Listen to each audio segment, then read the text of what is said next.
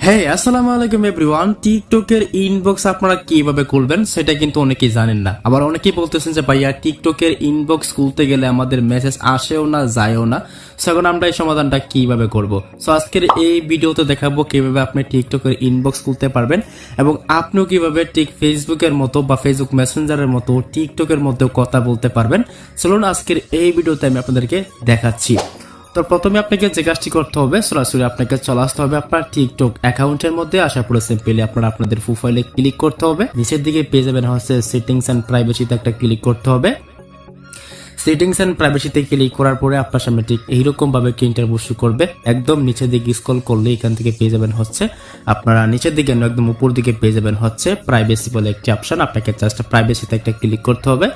প্রাইভেসিতে click করার পরে এখান থেকে আপনার সামনে ঠিক এইরকম ভাবে কি ইন্টারভিউ শো করবে। একদম নিচের দিকে স্ক্রল করলে আমরা এখান থেকে পেয়ে যাব মেসেজ বলে একটি আইকন। আমাদের এই মেসেজে একটা ক্লিক করতে হবে। এরপর আপনাদের সামনে ঠিক এইরকম ভাবে কি ইন্টারভিউ শো করবে। এখান থেকে দেখতে পারবেন লেখা থাকবে উপর দিকে আপনার একটা মেসেজ আইকন। আপনাদের জাস্ট এখানে একটা ক্লিক করতে হবে। এরপর দেখতে পারবেন এইরকম ভাবে কি ইন্টারভিউ শো করতেছে।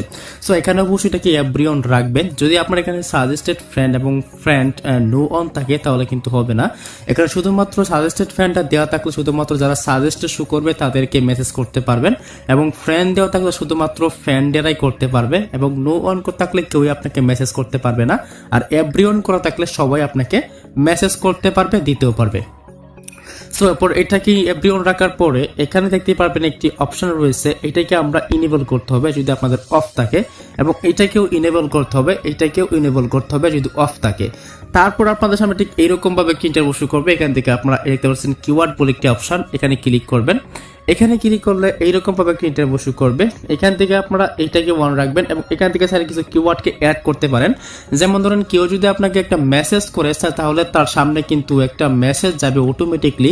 আপনি যদি অনলাইনে নাও থাকেন বা আপনি যদি মেসেজ থাকে নাও করেন, তারপর যদি এটা আপনার এখানে লিখে রাখেন, তারপরেও কিন্তু এখানে অটোমেটিকলি তার সামনে বা তার ইনবক্সের মধ্যে একটা মেসেজ চলে যাবে। তো আশা করি বুঝাতে পারছি তো কিভাবে আপনারা ইনবক্সকে ওপেন করবেন। এবার যদি আমি এখান থেকে সরাসরি ব্রেক হয়ে চলে আসি এবং যদি আমি এখান থেকে এখানে একটা ক্লিক করি, এরপর আমি যদি এখান থেকে যে কোনো একজনের ইনবক্সে চলে যাই, এরপর একটা লাইক আইকন দিয়ে দিই, দেখতে পাবেন এখান থেকে কিন্তু মেসেজটা চলে যাবে। সো আমার নেট কানেকশন সমস্যা রয়েছে, দেখতে পাচ্ছেন ঠিক এইরকম ভাবে। দেখুন আমি প্রত্যেকটা ইনবক্সের মধ্যে কিন্তু এরকম ভাবে কথা বলেছি এবং দেখুন এখানে কিন্তু সেইগুলা রয়েছে।